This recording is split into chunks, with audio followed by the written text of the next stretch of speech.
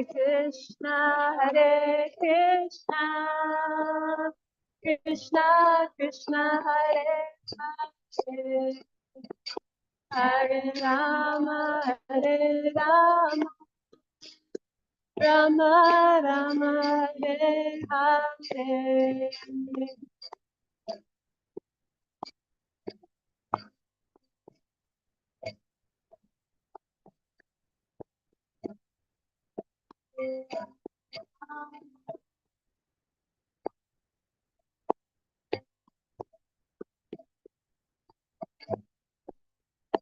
Hare Krishna,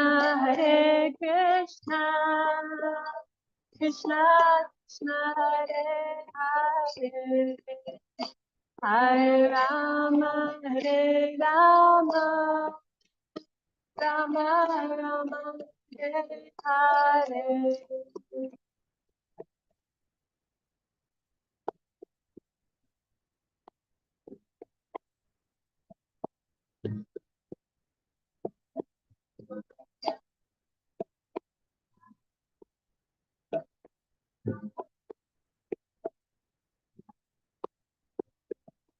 Hare Krishna,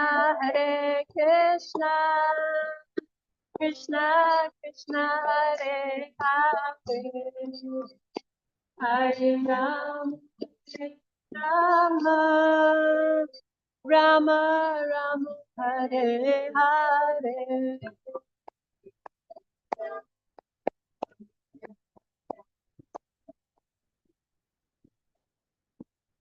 Jaya Radha Gita Gita Gita Gita.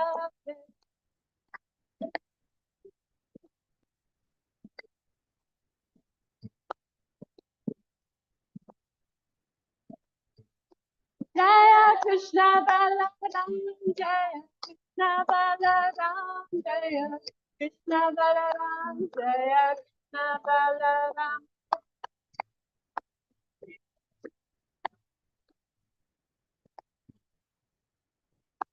Jaya Ram,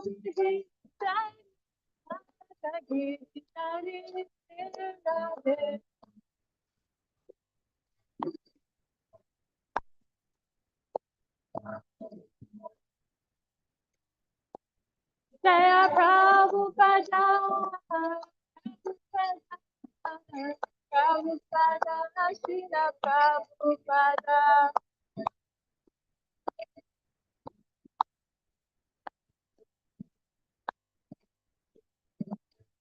Jaya Guru Deva, Jaya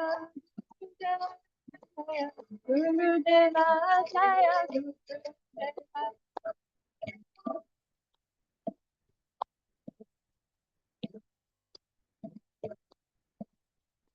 Nitai Gora Haribo, Haribo, Haribo, Nitai Gora Haribo.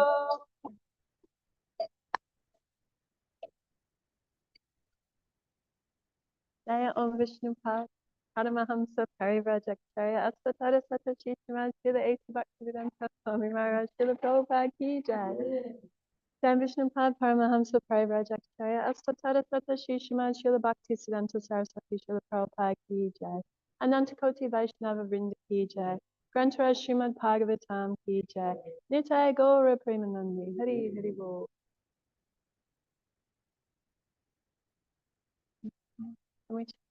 It's not working? That's okay. I can speak loud. Thank you very much, Madhav. It's so wonderful, actually, to have our children leading and participating in the program like this. Everyone's so proud of you, Madhav. Well done. You should be really proud of yourself. So we read a little from Srila Prabhupada Lilamrita. If you can't hear me very well, I'm sorry, just come forward. I'll try my best, but so we're continuing Srila Prabhupada Lilamrita. The chapter is called London, a Dream Fulfilled. And this section, Srila Prabhupada is speaking with his disciples about the moon landing, or controversy. Detecting Purushottam's dubious mentality, Prabhupada would often joke lightly in Purushottam's presence. Someone would ask a question, "Where is Janaki?" And Prabhupada would reply, "Oh, Janaki has gone to the moon." Then everyone except Purushottam would laugh. The devotees knew of Purushottam's difficulty. He was an American and proud that Americans were conquering space, and they knew that Prabhupada was joking about it. Purushottam was up on the latest scientific advancements. He was impressed by NASA's achievements and astronaut Neil Armstrong's giant step for mankind. Although Purushottam went on with his duties, he became sullen, and Prabhupada noted his lack of enthusiasm. One morning, Purushottam and Yamuna were together with Prabhupada in his room. Purushottam had several days' growth of beard and was wearing the same orange sweater he had slept in, whereas Yamuna was neat and clean. Although she had only 2 simple cotton saris, she would always put on a freshly washed and ironed one before going to see Prabhupada. Looking at his 2 servants, Prabhupada said, "Yamuna, you have so many saris. They are all so beautiful." Yamuna looked up at Prabhupada in surprise. "I don't have so many, Srila Prabhupada." "No," he said, "you're wearing a new piece of cloth every day. It is so nice. You always look so neat and clean. And your tilak. Purushottam, what do you think? Who do you think has the best tilak?" Purushottam didn't answer. "Beautiful tilak," Prabhupada said, means beautiful person. About 6 o'clock the same evening, Yamuna was cooking puris and potatoes for Prabhupada when she heard him ring the servant's bell. Leaving the ghee on the fire, she ran up to Prabhupada's quarters. He talked with her about the lecture he would give that evening and eventually asked, "When will prasadam be ready? Before the discourse?" "Yes, Srila Prabhupada, Yamuna smelled smoke. "Oh," she gasped, "please excuse me, Prabhupada, I've left some ghee on the fire." Rushing downstairs, she found the kitchen filled with black smoke. She couldn't see the stove. "Purushottam, Purushottam," she cried. Purushottam arrived, and together they groped through the smoke. Somehow Purushottam extinguished the fire before it caused serious damage. Purushottam and Yamuna were covered with soot. Their faces were black, and Purushottam's orange sweater, his robes, and Yamuna's sari were all blackened.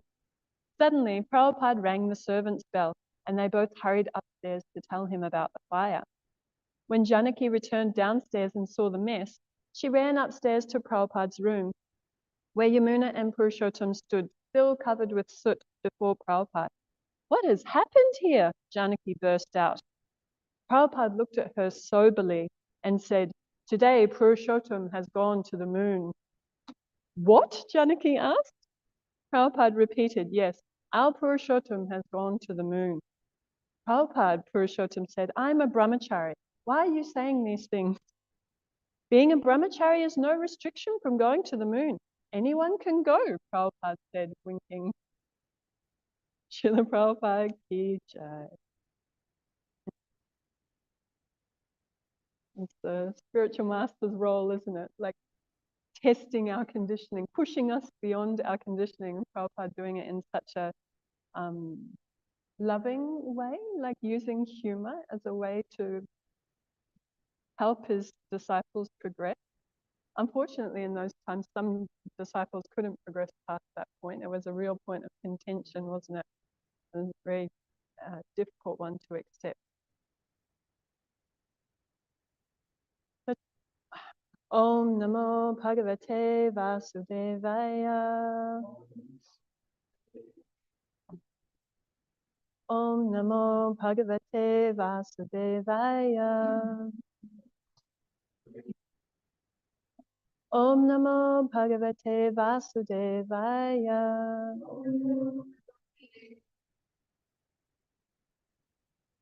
Today we're continuing reading Srimad Bhagavatam, the 5th canto, the 5th chapter, Lord Rishabhadev's teaching. We're doing text 33 and text 34. Now they're both in prose Sanskrit, so it's not a particular meter. I will read. This is text 33 on the board. I will just read it. If anyone would like to, you can read and we'll go on to the next one. Tasya haya purisha surabhi sogandhya vayustam desham dasha yojanam samantat surabhim chakara. Would anyone like to read? I know it's different. The only way I've heard prose read is just reading, so I'm not sure of the meter. Would anyone like to read? Oh, Mataji, yeah.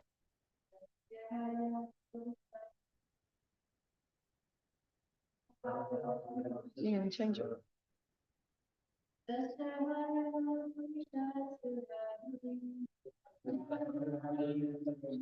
Surabhi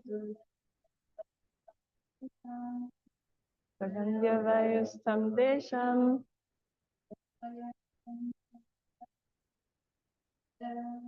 Dashayojanam Samatat Surabhim Chakara.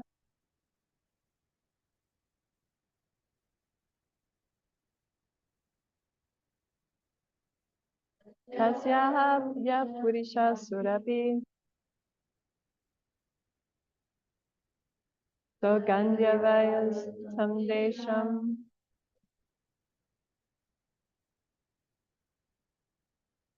Dashayojanam Samatat Surabhim Chakara. We'll do the word for word. Tasya, his. Ha, indeed. Ya, which. Purisha, of the stool. Surabhi, by the aroma. Sogandhya, possessing a good fragrance. Vayu, the air. Tam, that. Desham, country. Dasha, up to 10. Yojanam, yojanas. 1 yojana equals 8 miles. Samantat, all around. Surabhim, aromatic. Chakara, made. Translation and purport by Srila Prabhupada. Srila Prabhupada ki jai. Translation. Because Lord Rishabdev remained in that condition, the public did not disturb him. But no bad aroma emanated from his stool and urine. Quite the contrary, his stool and urine were so aromatic that they filled 80 miles of the countryside with a pleasant fragrance. Purport. From this, we can certainly assume that Lord Rishabdev was transcendentally blissful. His stool and urine were so completely different from material stool and urine that they were aromatic. Even in the material world, cow dung is accepted as purified and antiseptic. A person can keep stacks of cow dung in one place, and it will not create a bad odor to disturb anyone. We can take it for granted that in the spiritual world, stool and urine are also pleasantly scented. Indeed, the entire atmosphere became very pleasant due to Lord Rishabdev's stool and urine. Text 34. Evam gomarga kaka charyaya vrajam tishtan asina shayana kaka mriga gocharita Vibhati kadatya vame hatisma. Translation. In this way, Lord Rishabdev followed the behavior of cows, deer, and crows. Sometimes he moved or walked, and sometimes he sat down in one place. Sometimes he lay down, behaving exactly like cows, deer, and crows. In that way, he ate, drank, passed stool and urine, and cheated the people in this way. Purport. Being the Supreme Personality of Godhead, Lord Rishabdev possessed a transcendental spiritual body. Since the general public could not appreciate his behavior and mystic yoga practice, they began to disturb him. To cheat them, he behaved like crows, cows, and deer. Om Jnana Timirandasya Jnananjana Shalakaya Chakshur Unmilitam Yena Tasmai Shri Guruve Namaha. I was born in the darkness of ignorance, and my spiritual master is kindly opening my eyes with the shining torchlight of knowledge. I offer my respectful obeisances unto him.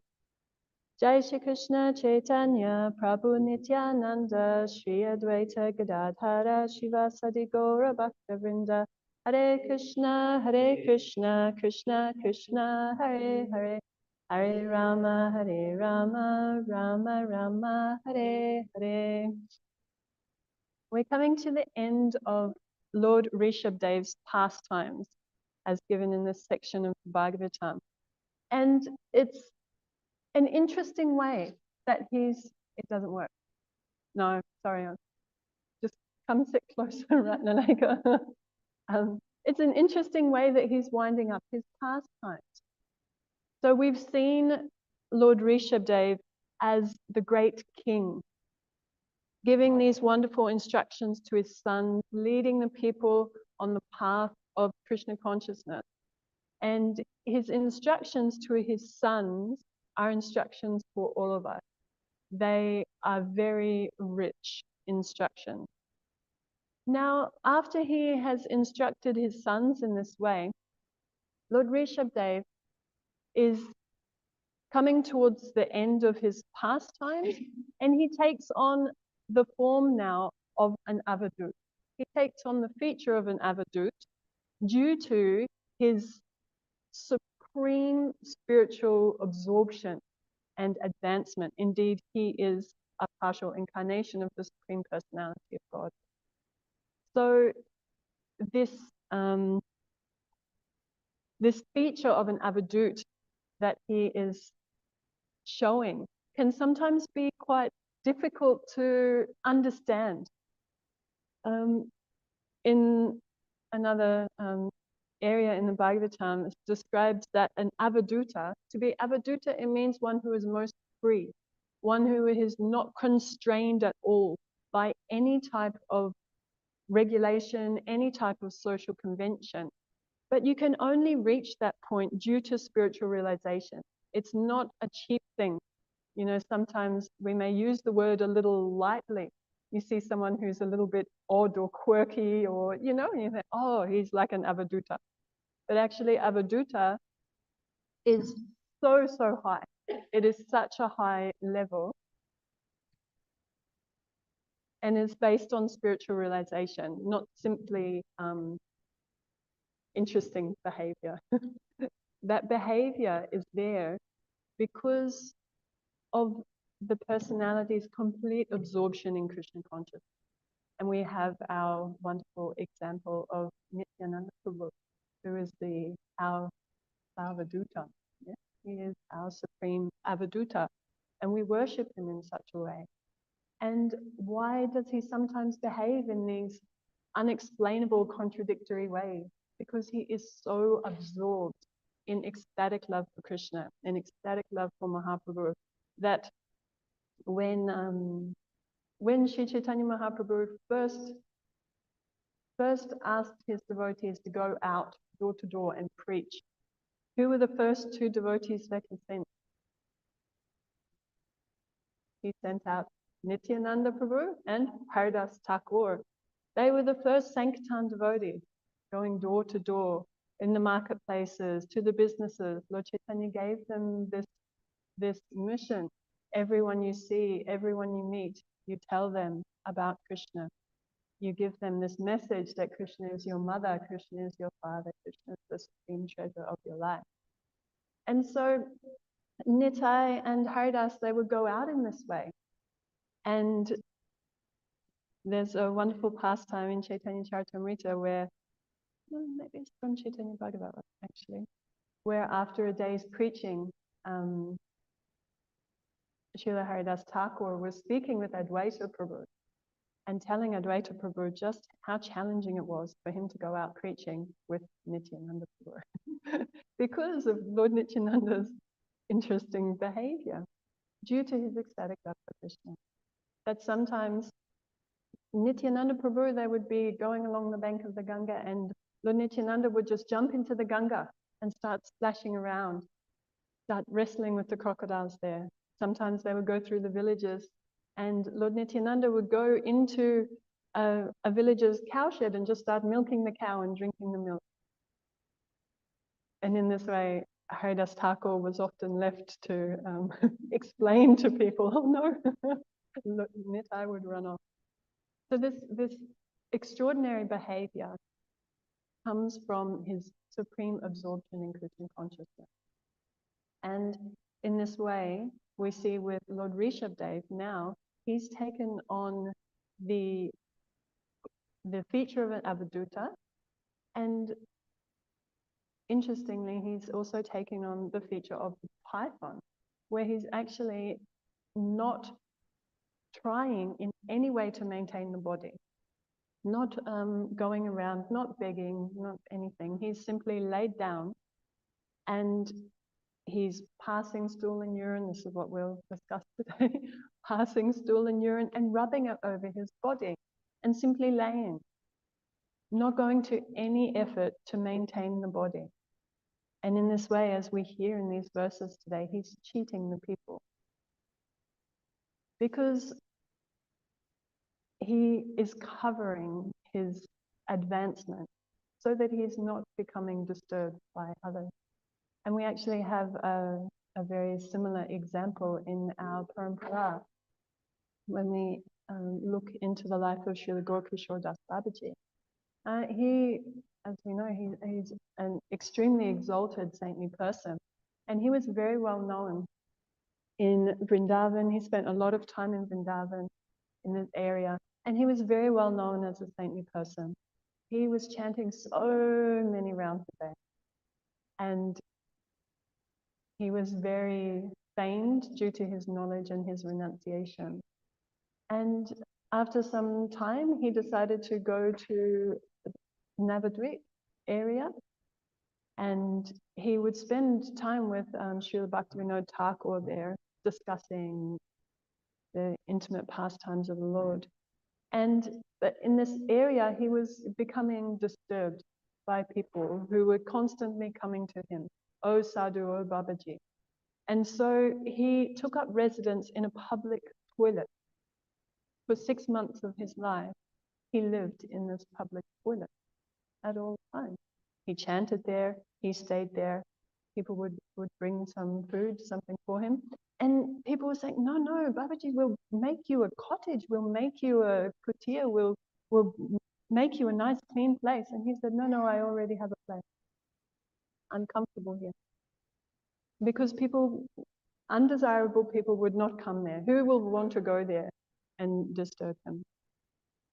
So in a similar way, Lord Rishabdev is cheating the people due to this behavior.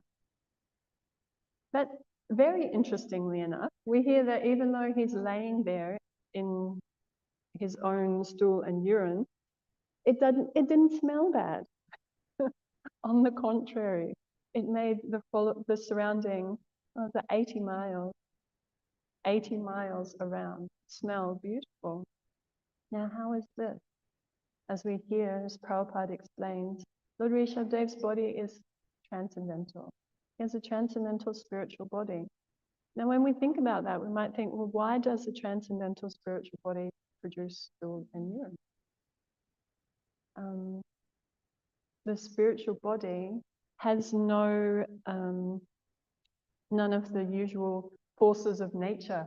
In the spiritual body, there's no need for going to the toilet. There's no need for eating. We are pushed in this way due to our material body. We have this hunger, thirst.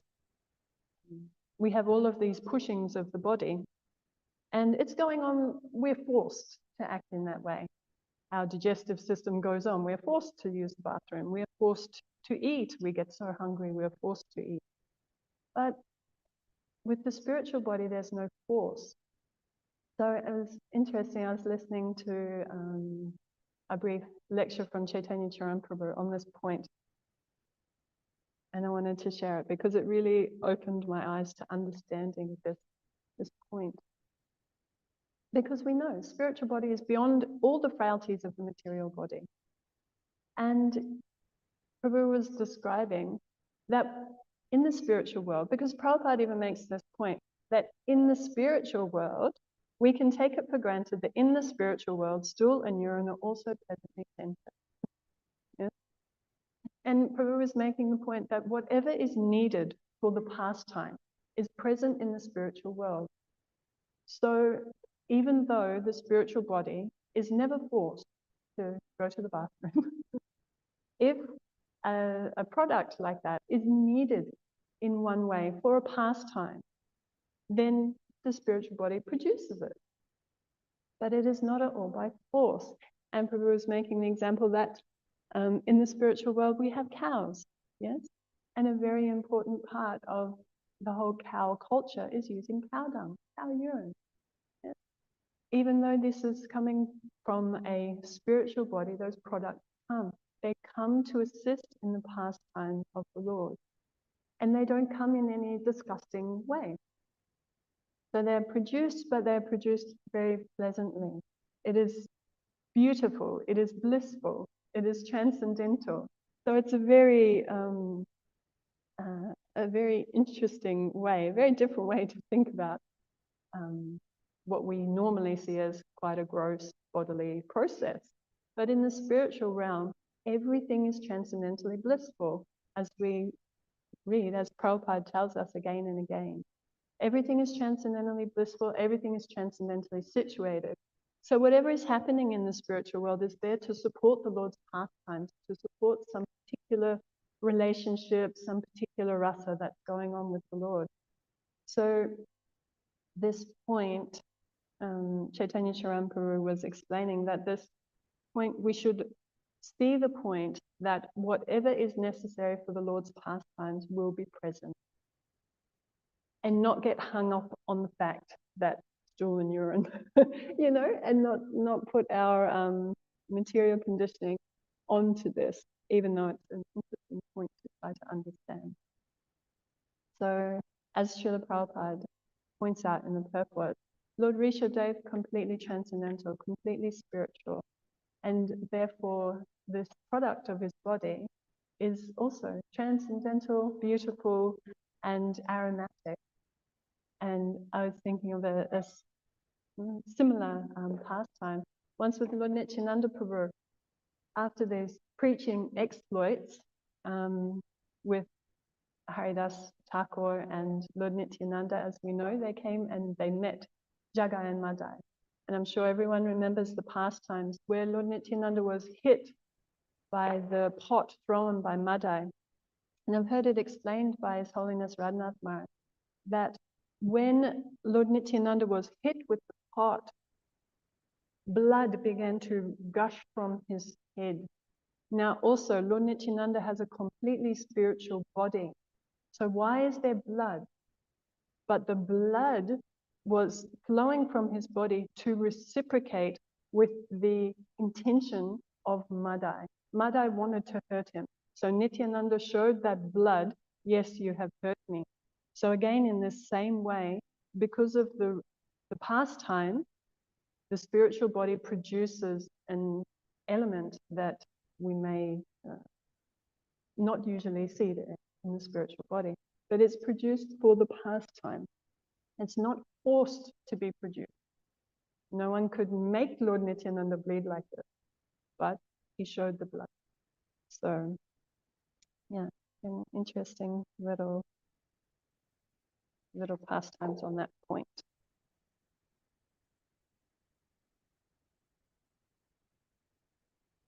And then we have the point that Srila Prabhupada makes, that Lord Rishabdev, even though he possessed a transcendental spiritual body, because the general public could not appreciate him, he decided to cheat them. And that's why his behavior, like python, and Prabhupada uses crows, cows, and deer.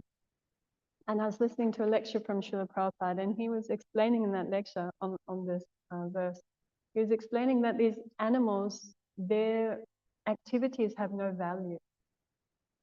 And that Lord Rishabdev is pointing out there is no value in the material body. That this pastime is performed to show we need to become detached from the body, which is, again, a very intrinsic point in spiritual life, and often a very, very difficult one to practice. How do we become detached from this body when our very existence is bound up within the material body? The spirit soul is present, the material body is always covering us. Therefore, we have these material pushings, material hankerings. So how to become detached from the material body is a very central point for everyone practicing Krishna consciousness. And it's a difficult one. There's one small pastime in the Srimad Bhagavatam just before Indra fights with Vritrasura. And Indra was instructed to, because Vritrasura is actually a Brahmin, how will Indra be able to kill him? Indra was instructed to build a thunderbolt from the bones of a great sage, from the bones of Dadichi. And when Indra approached Dadichi, because he had to actually approach Dadichi and ask him for his body. And it's not a small thing. He's not saying, can I have a little part or something? He's saying, actually, I need you to die so that I can build the thunderbolt. And Dadichi is a very great sage. So when Indra approached him in this way to ask for his bones, initially, he spoke a few words to Indra to try to get him to preach, actually, to get him to speak. And Dadichi starts explaining, oh, you're asking for my body? But for the living entity, this body is the most important thing. Without the body, what will we do? You know, how will I survive without the body? How will I make progress without the body? And then he revealed his true heart. And he said, of course, I will give him the body. Yeah? He said, because this body is given to serve others. That is the only purpose of this body. And so, yes, I'll give my body to you in service. And so this is, and he mystically gave up his body, and then the thunderbolt was made from his bone. But this point Srila Prabhupada makes in that section, and again in the Bhagavatam, and we see in his own example, what is this body for? This body is not meant for our enjoyment. This body is given to us to serve others. This body is given to us as a vehicle through which we serve others and we serve Krishna. And we see that in Srila Prabhupada's own example. Even in very old age, going through so much austerity, so much traveling, so much effort, when he could have at any point said, oh no, my body can't take any more. But he never ever said that up until his last breath, translating for us the Srimad Bhagavatam, showing us that the body is meant to serve others. And we have this example in many places in Shastra. And another place which we're getting to is Jad Bharat, actually. And we'll go through this very wonderful pastime coming up. But again, Jad Bharat, in that birth as Jad Bharat, he carried himself as dumb, stupid. He never spoke. So in this way, we see a similarity between Lord Rishabhadev's end of his pastimes and how he carried himself to Jad Bharat. Now, Jad Bharat, he had very good reason for this. He did not want to be distracted. He did not want to be disturbed from his one pointed goal in life to attain spiritual perfection. Because in his previous life, or his previous life, he had become distracted and attached to the deer. Therefore, he was forced to take the deer's body. Even as a deer, he kept his distance from the deer pack and he meditated on the Supreme Lord. So then his next birth, he becomes the Brahmana, Jad Bharat. But even though extremely highly elevated, he never showed that. He always kept quiet. His whole family thought he was stupid. Even though his father, such a great Brahmana, and his father was very, very attached to Jad Bharat, he tried to teach him in so many ways, kept trying to instruct him. oh, my son, this is how you clean your body. This is how you chant the mantra, please. You know, he really tried so hard. But Jad Bharat did not want to be distracted in any way. And as his life went on, Jad Bharat's father passed away and his brothers treated him very unkindly. His brothers just thought he was dumb, stupid, and they put him in the field and they just made him do manual labor, fed him old things from the ground. And yet Jad Bharat was never disturbed. And he always kept to himself, kept quiet, even when he was taken away by the dacoit. Everybody knows this pastime? Yeah, I'm just assuming everybody knows. He was taken away and he was going to be offered to the deity of Kali as sacrifice. And yet Kali, the deity of Kali, the personality of Kali, she recognized his greatness and she came out from the deity form and killed the dacoit herself. After this, Jad Bharat was enlisted by the workers of the king, King Rahugana, to carry King Rahugana's palanquin, to be a palanquin carrier. Yet because of his great spiritual advancement and his vision, his equal vision, he would not step on any ant, insect along the path. So even though he was one of 4 or 6 palanquin carriers, he wasn't walking in step. Palanquin carriers have to walk in step, otherwise it's very shaky. But Jad Bharat wouldn't walk in step. He was stepping over the ants and insects, stopping, jerking. And so the king became very upset. And the king began to verbally chastise him. And after Jad Bharat continued walking in this way, then the king got down from the palanquin and was very angry. And it was only at this point, not because of the king's anger, but because Jad Bharat could see he is so absorbed in the bodily concept, Jad Bharat decided to elevate him. And this is the only time that Jad Bharat spoke. This is when he started to speak. And when he started to speak, he revealed himself. And he gave instruction to King Rahugana. And Maharaj Rahugana, he fell at his feet. Oh, you're a great saintly person and I couldn't recognize you at all. Jad Bharat only used his power of speech to elevate others. So in that way, he gave himself in service to the king, actually. And then after elevating the king, he again went on. So this principle of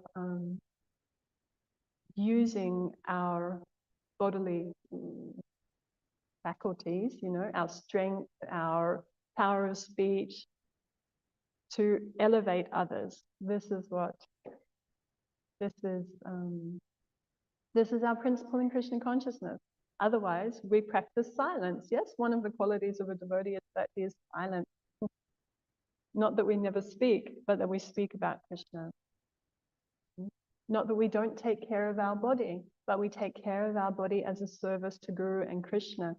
I remember once, when I was much younger, I was very heavily chastised by my spiritual master for not taking care of my body. And I'll never forget this, actually. It was so strong. He called me, I was sitting with him, and he was very heavy, very heavy. And he said to me, you know your problem? You think the body is yours, but this body doesn't belong to you. It belongs to Krishna. You take care of it. So this is always ringing in my head, that we take care of our body as a service to Guru and Krishna. Not because we need a strong body just to have a strong body, but we need a strong body in order to serve. So we're given this material body as a chance, Srila Prabhupada tells us in Bhagavad Gita. It's a chance for us to practice spiritual life. Otherwise, in the animal forms, otherwise we could be the crow, the deer, and our activities have no value because our activities are simply eating, sleeping, mating, and defending. But our activities in the human form are meant to be beyond that. We're meant to inquire, you know, who is Krishna? Who am I? What is the process by which I can understand myself and I can understand Krishna? And I can escape this cycle of repeated birth and death. So Lord Rishabhdev, in this extraordinary way, is teaching me how to become detached from the body, how to use the body in service, and how to be so much absorbed in Krishna consciousness. So this is some thoughts I had on these verses. Would anyone like to make a comment, ask a question, share some realizations? Yes.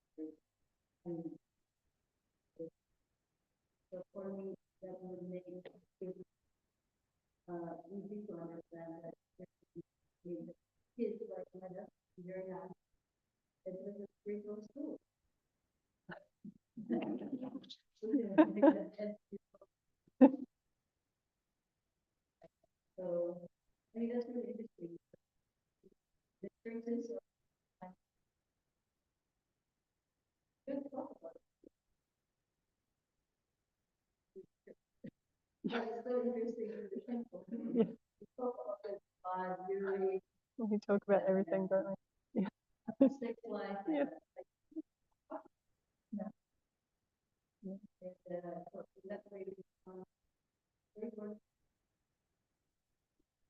Yeah. Yeah, very true. And this is also a way that we become detached, isn't it?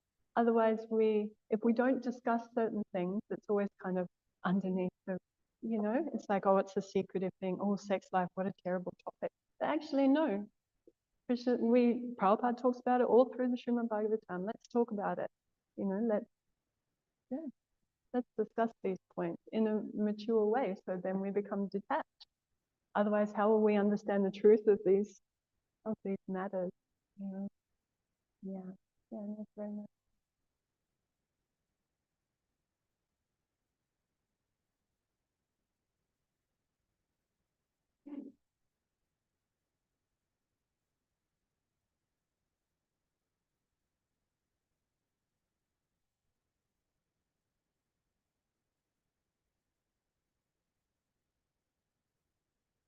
Nice. Yeah, I don't really have a shastric kind of answer for that. One thing that comes to mind is in Bhagavad Gita, Krishna does say that any austerity that harms the body is in the mode of ignorance. I'm not necessarily saying that having a tattoo is in the mode of ignorance, not what I'm saying, but in terms of causing harm to your own body, then that's said to be in the mode of ignorance. However, I see many devotees with tattoos, wonderful devotees. So, yeah, would anyone like to share some thoughts on that? Yeah. What made you? Yeah, yeah, yeah. Mm. Yeah, yeah, yeah. I have seen devotees with devotional tattoos also, like with the Hare Krishna mantra on their body, or different symbols like that. Yeah, when you see a devotee like it,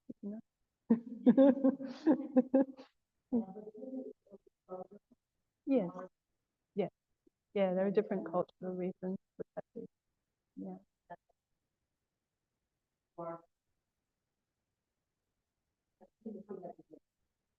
yeah, yeah, yeah. Yes,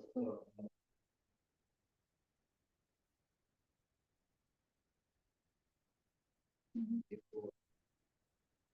Mhm.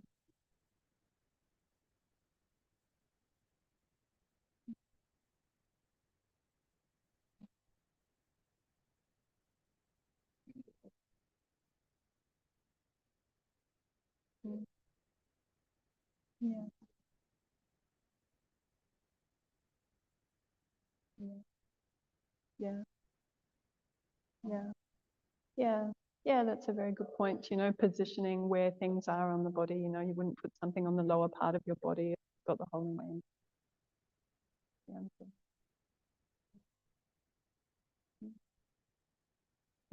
Grandpa Srimad Bhagavatam ki jai, Srila Prabhupada ki jai, Nantakoti Vaishnava Vrinda ki jai.